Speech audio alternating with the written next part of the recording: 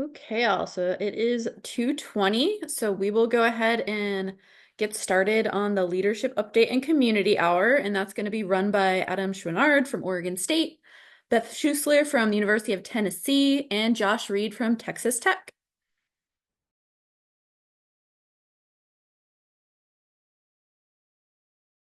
Sorry, couldn't unmute there. Thank you so much, and it's really great to be back at BIioTAP and see so many familiar names and faces, and new names and faces for me at least. And we're really excited to talk a little bit about BIioTAP itself here at the outset. So, um, yeah, I'm Adam Chouinard at Oregon State. I'm the acting president of BIioTAP, and I'm going to pass it off at a couple points here to Josh Reid, our president-elect, who will take on the acting president role next year, and then he'll pass it off to our past president, Beth Schussler, who I suppose is soon to become a past president. I don't know. That makes me a little terrified and sad, but we're going to move ahead anyways. Okay, welcome. And um, here's what we wanted to connect with today, with the understanding that we wanted to kind of connect on BioTAP relatively quickly in the beginning so that we can also do a little bit of community building and sort of a social hour around TATPD at the beginning of a conference. Seemed like a fun thing to do.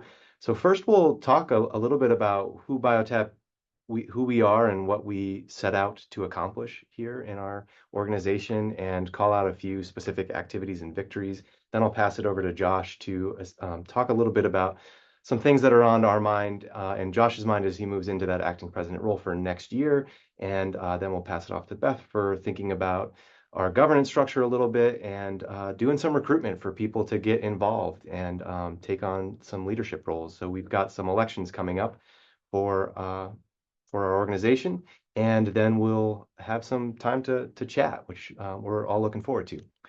So first, this will be a little familiar to a lot of folks, but maybe not for some as well. So we wanted to start with what we say we want to accomplish here at BioTAP. And we have a fairly ambitious self-imposed set of charges. One is to establish this national network that here we are, right, of TATPD. We'll use those expressions all the time. I'm sure you all do too: teaching assistant, teaching professional development.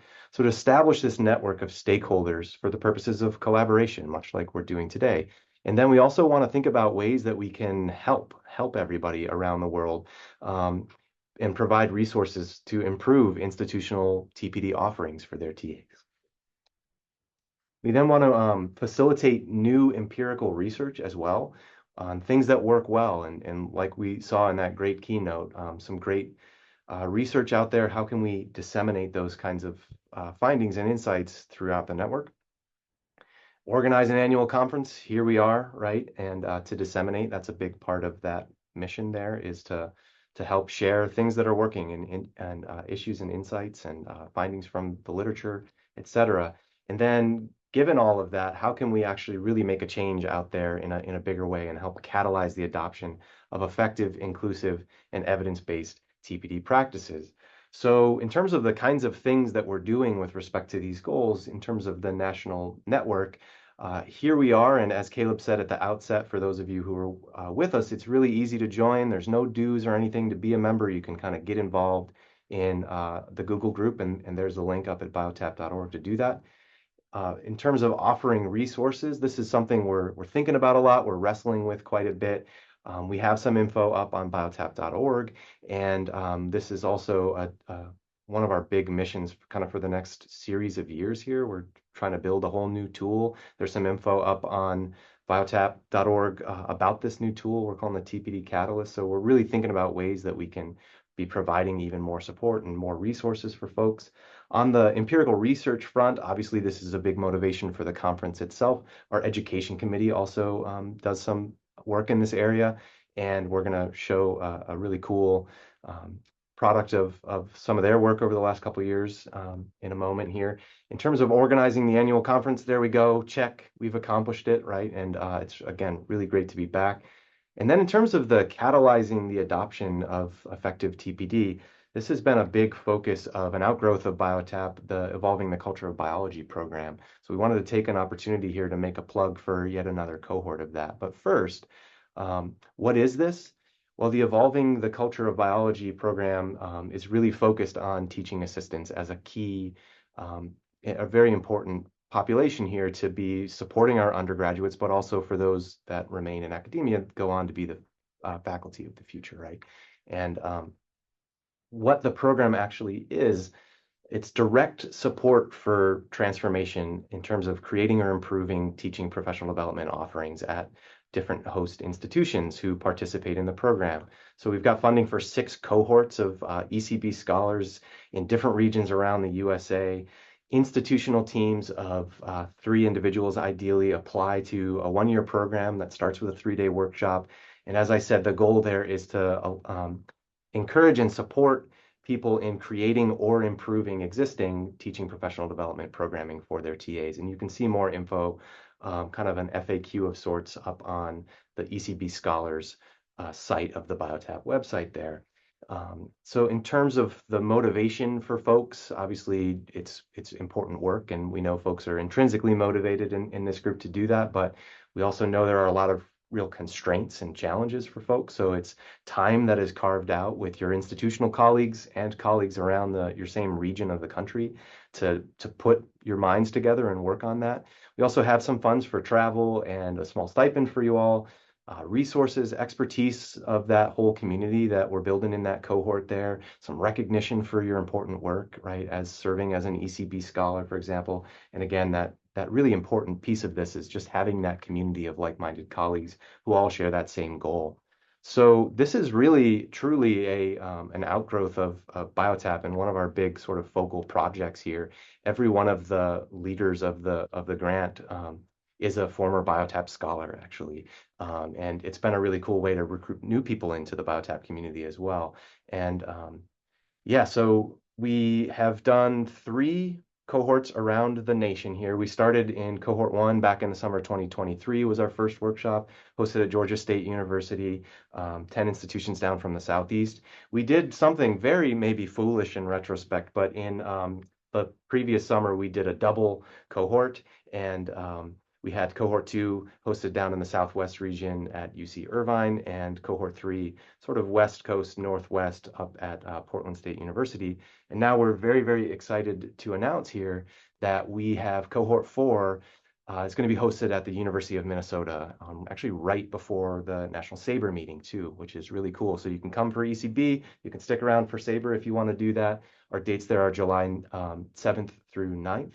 2025. Our applications will open in January, and you can, again, hit that website to see updates and links for that. And we'll send it out through the group, of course, to make a call for applications for that.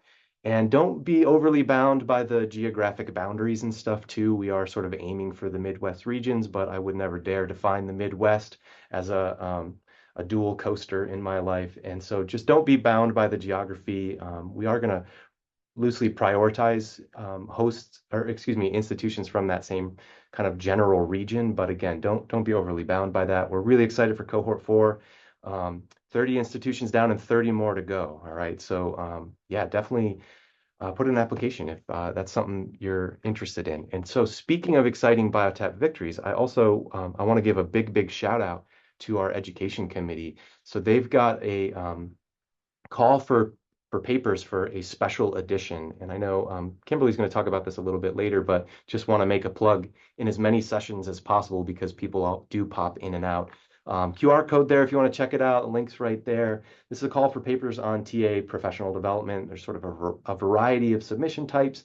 Deadline is the end of the calendar year here with that sort of streamlined special issue bonus of publication in early 2025 is sort of the plan. And so many thanks to the editors of this special issue, Jeff Olimpo, Emma Goodwin, Petra Kronsfelder, Karen Santillan Pedroza, and the other education committee members who sort of made all this happen, which is just really cool. And so put that on your radars. And I believe, without further ado, I'm going to pass it over to Josh. And Josh, just give me I don't know, a shout out or something if you want me to advance, all right? Okay. I'll yell really loud. Okay. Hi, everyone. So my name is Joshua Reid, and so I'm the president-elect of BioTAP. And I want to take this time to just briefly sort of introduce myself formally to those of you who may not have met me before, and then talk sort of about my vision and what I and sort of thinking about moving forward and helping us get BioTAP and sort of to that next generation step. And so I'm an assistant professor at Texas Tech University. I work primarily with graduate education in terms of research. So I study things such as social capital development in graduate students, inclusion and representation, things that lead to persistence and attrition with graduate students. So these are issues I've been thinking about a lot for the last several years, I would say, thinking about this. So next slide.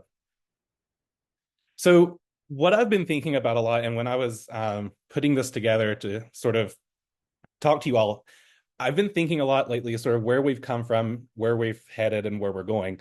And so we've come a long way in graduate teaching assistant professional development, a very long way. So some of the there's earlier papers than these out there, obviously.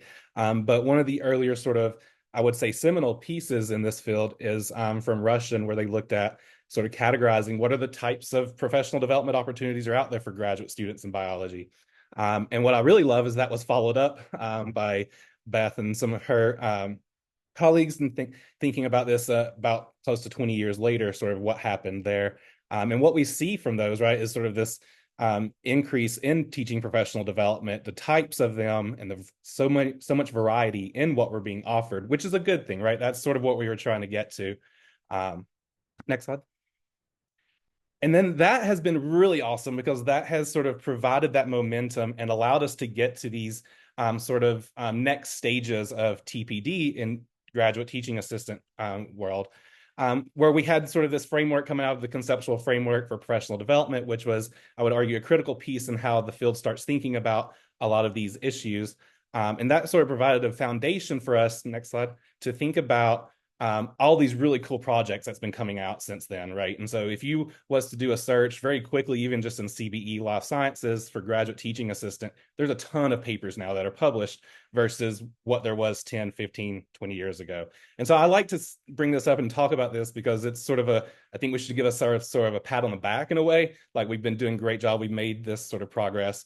But I still think there's areas that we can explore. I still think there's work to be done for us. Next slide. Yep. So one of the frameworks that I think about a lot in terms of change theories is the four square model by Charles Henderson, thinking about how organizations or how we sort of enact change in different places. And I've been reflecting on this for quite a while now, thinking about how BioTAP sort of fits into this framework. And what I've sort of started thinking through is this framework talks about this emergent versus these prescribed conditions, right? Of these prescribed things, of things that we're wanting to give to people to make change in their places, whereas the emergent are things that we're sort of trying to figure out, understand how we can make change, what are the types of change we need. And so BioTAP did a really good job with this sort of emergent piece early on in what I would call BioTAP 1.0, with the RCN, the research workshops, all those cohorts coming together, developing those reflective practitioners essentially to go back to their universities with this shared vision. Next slide. And that then brought us to what I would think of as BioTAP 2.0, which is sort of where we're at now, thinking about this dissemination. How do we get this information out to the larger audience members that we need to be reaching, right? So we have things like Adam was just talking about the evolving culture in biology. We have the catalyst that's coming up. The website in general itself is a huge move forward, I think, that we've made with that. But if you'll notice, there's still a place in the square, right, where change can still start happening. And I think that BioTAP might be getting to this point to start thinking about, next slide, this policy, right? This idea of we have this amazing research foundation, right? This research base now. We have the practitioners engaging and doing these things, right? How do we turn this into policy? What types of policy would that look like in terms of bringing TPD a more formal sort of identity in these universities or in these institutions? I think would be something that we would want to think about. Next slide. And so what I'm sort of thinking about and what I would love to work with all of you, and especially the leadership and the committees with this next year on, is it's been a while since Beth conducted that study in 2015. And I think it'd be interesting, and I think BioTAP is in a prime position to answer this question of what is the current state of this teaching professional development, and thinking about what are the opportunities that have changed since then. Because as we know, there's been a lot of changes, not just within education, but culturally since then. So how has that influenced how this has been offered? as well as thinking about how do we expand this membership? How do we keep gathering these evidence-based teaching resources and disseminating them out? And essentially what this comes down to is what I've been thinking about is BioTAP is an amazing program. I've been part of BioTAP since the cohort 2 in the early days. And it's played a significant role in my journey, my development as a scholar. And to see this momentum that we've been building up, I'm really excited to help us sort of see where we can take that momentum now that we have it built up. So, all right, Adam, thank you.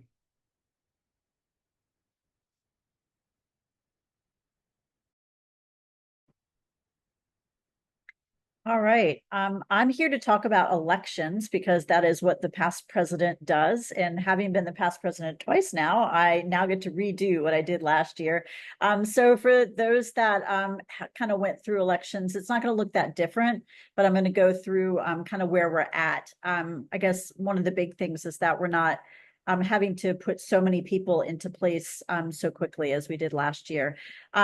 But a reminder that all of this arose from the governance processes that we put together September of 2022. We approved our bylaws. And so all of this comes from the bylaws. And if you're a bylaw junkie, you can always click on the governance thing on the website and see that we are following all of the rules there. Adam, you should warm up your clicking finger because there's a lot of things here. You'll click through. Yes, get warmed up here.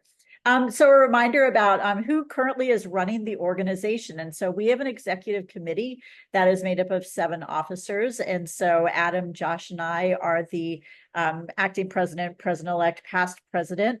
Stephanie is the treasurer. I always laugh about people being treasurer for life or whatnot. So Stephanie is treasurer for 3 years. So this is kind of coming up on the end of her first year. And then we have a chair for each of our committees. We have a committee for networking, a committee for education, and a committee for conference. And those chairs are renewed each year, or not renewed, they are reelected every year. And so these are the current chairs. And then we will have elections to put chairs into place for next year. And the 7 of us meet regularly and talk about how BioTAP is functioning and kind of what's going on in the committees and kind of how we need to kind of move the organization. And we do operate with dynamic governance, which basically means that it is a consensus model. It is not like a voting where, if 4 of us vote for something and 3 of us are like really, really against it, we don't just move forward. It is a talking process. It is a very collegial process of running an organization. And I think that's all on this slide, so you can forward to the next one. Just a reminder about the different positions. So the acting president, which is what Adam is doing, besides just forwarding a slideshow here at the conference, presides over all of those meetings, calls the meetings, schedules the meetings. He gets really all the fun of that, but also kind of provides us with the direction, compliance, kind of thinking about institutional memory, really kind of providing the overall as you would think an acting president would do. The past president, my role is to run the elections, which I am here to do, but also to be also the keeper of an institutional knowledge, to provide context. My job is always to say, well, in my day, we did things this way. And provide advice. President-elect is onboarding fresh perspective. It's always good, and I'm a big believer in rotating leadership because it is important to bring new ideas into an organization and not just always do things the way they've always been done. He also has the honor of taking the minutes at the meetings, and so I'm sure that's his favorite part of the job. And setting the vision as well. And we always laugh. So Stephanie's job is Chief Fiscal Officer. We have no money in the organization right now because we do not charge dues, but we are actively working on legal options, ways to collect that. And so that is a part of what we will be thinking about in the next year or 2. And she is amazing at this job as well. Just to note, in blue, we will be part of the election process. We are looking for a president-elect. And so that is one of the positions that you might be considering or thinking about that you can either nominate somebody for or nominate yourself for. All right, continuing on. I mentioned 3 committees. So we have the networking committee, the education committee, the conference committee, and utilizing your powerful finger, Adam, you may now.